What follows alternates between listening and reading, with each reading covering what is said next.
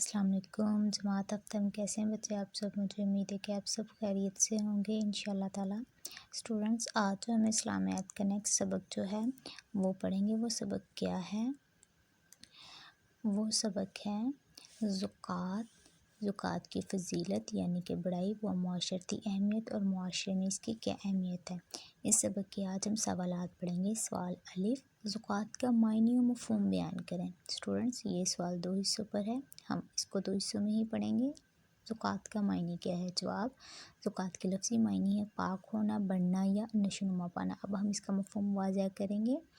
اصطلاح میں حلال طریقے سے کمائے گئے مال میں سے مقرر شرح کے ساتھ معین حصہ اللہ تعالیٰ کی راہ میں خرچ کرنا زکوٰۃ کہلاتا ہے۔ اصطلاح میں یعنی کہ عام طور پر روزمرہ کی بول چال میں مقرر شرح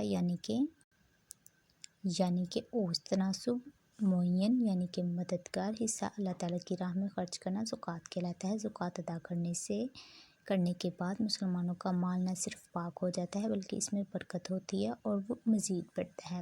سوال بے، زکوٰۃ کے مصارف کون کون سے ہیں؟ اب مصارف کس کو کہتے ہیں؟ مصارف یعنی کہ خرچ کرنا۔ زکوٰۃ کی رقم جو ہے وہ کن کن لوگوں پر خرچ کرنی چاہیے یا خرچ ہونی چاہیے؟ وہ کون سے لوگ ہیں؟ جی جواب، مصارف زکوٰۃ سے مراد زکوٰۃ کے مستحق افراد ہیں۔ ان کی تعداد 8 ہے۔ سورۃ التوبہ میں مصارف زکوٰۃ کی تفصیل بیان کر دی گئی ہے۔ اللہ تعالیٰ کا ارشاد ہے، صدقات یعنی کہ زکوٰۃ تو مفلسوں اور محتاجوں اور کارکن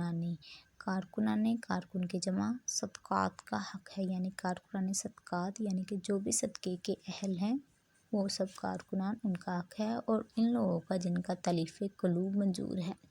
تلیف قلوب منظور یعنی لوگوں کا دلوں پر قابو کرنا، دلوں پر اثر کرنا، یعنی کہ وہ لوگ جن کے بارے میں آپ کو لگے، آپ کا دل کہے کہ یہ لوگ بھی زکوٰۃ کے حقدار ہیں، اور غلاموں کے آزاد کرانے میں، اور قرض داروں کے قرض ادا کرنے میں، اور اللہ تعالیٰ کی راہ میں، اور مسافروں کی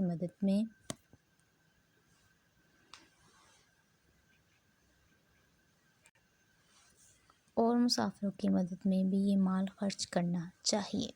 جی اسٹوڈنٹس، آپ سبق جو ہے زکوٰۃ فضیلت و معاشرتی اہمیت، اس کے سوال الف اور سوال بے جو ہے اس کو یاد کریں گے۔ اوکے اسٹوڈنٹس، اللہ حافظ۔